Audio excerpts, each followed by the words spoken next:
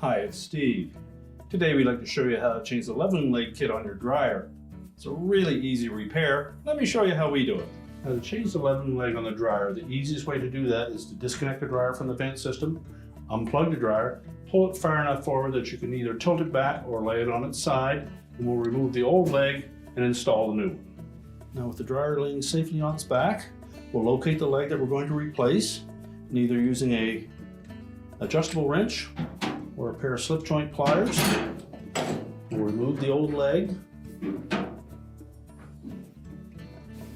And we'll discard it. Now, if the socket that the leg was in is damaged, you'll want to replace that at the same time. Simply remove the Phillips screw that secures that to the base.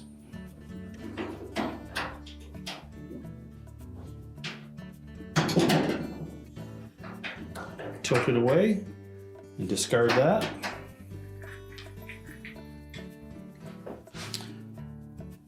To replace it, we'll make sure that when we install it that the protruding part is facing down. Slide the tab into that slot. Secure it with the screw.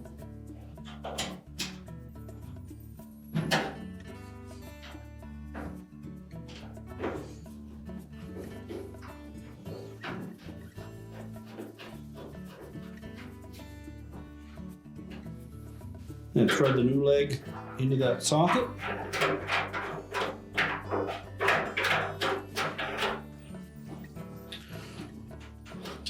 Now, once we stand the dryer back up into position, we can then level that leg with the remaining 3 legs. Now, with the dryer on its legs, we'll use our wrench or adjustable pliers and level that leg up. We're now ready to reconnect our vent, our power, and your repair is complete.